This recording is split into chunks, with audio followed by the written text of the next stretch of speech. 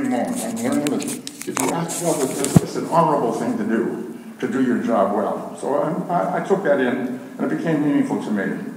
I continued doing children's theater there for several years, until when I was about 17, I was cast for the first time in an adult production of a play called Awake and Sing by Clifford Odets, a very successful playwright of the 30s, 40s, and 50s. This was around 1947, 48. And I was cast as a juvenile in a family very much like my own family. 3 generations living in an apartment, and that's the way we lived at home. My grandparents, my parents, and my brother and I. And I was playing the 17-year-old kid, and I was 17 at the time. So I was playing a character that was very close to my own experience. This young fellow was concerned about how do you get along in the world? How do you find the right job for yourself? How do you find the right girl for yourself? Who are you supposed to be? What are you supposed to do in this world? And I was having the same personal struggles. And I identified so much with this character that I thought if I could do this kind of work and illuminate characters like this for the rest of my life, I would consider myself a very lucky and blessed person. So I decided I wanted to be an actor. And I went home and told this to my folks. Now, you got to understand, my folks, as I said, were immigrants from what was called the old country, from Russia. My father was a barber. He started cutting hair when he was 16 and did that his entire life, stood on his feet and cut hair and shaved people's faces. He was not a hairdresser or a stylist. He was a barber. And what he knew about theater and acting and so forth was very unsophisticated. So when I told him I wanted to be an actor, he said, well, you'll be hanging around with gypsies and vagabonds. I thought that was kind of interesting, actually, you know. And then he gave me the only advice that my dad ever gave me. He said, you need something to be able to make a living. Learn to play the accordion. I didn't take that advice very seriously, but there were times in the next 10, 12 years when playing the accordion would have been a step up from what I was doing before. Just before I left Boston to come to California to study acting and to try to start a career, the last movie that I saw was a film of Henry V, Shakespeare's Henry V, directed by and starring Laurence Olivier.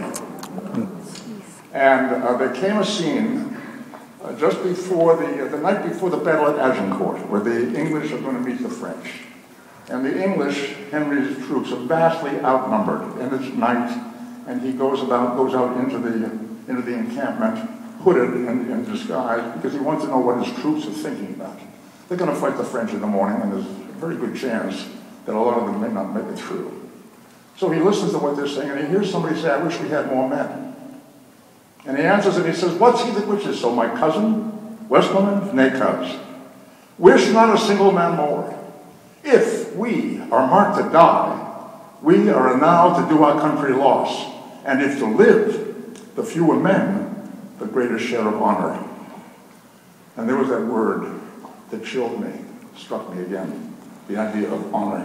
Then he goes on to say, by Jove, I am not covetous for gold, nor care I who doth feed upon my cost. It yearns me not if men my garments wear, such outward things dwell not in my desires. But if it be a sin to covet honor, I am the most offending soul alive. And that's what I was carrying with me when I got on the train in Boston and went across the country by train to come to California, seeking something honorable to do with my life. So I took off and I went to that citadel, great citadel of honor known as Hollywood. 3 days and 3 nights in a coach seat. It helps to build character. I got off the train, I moved into a rooming house, I got myself some 8x10 glossies, and I went to work in an ice cream shop. Nice. That was my first job up on Sunset Boulevard. And I was knocking on agents' doors, looking for an entree, looking for someone to represent me and hoping to find a way to start a career.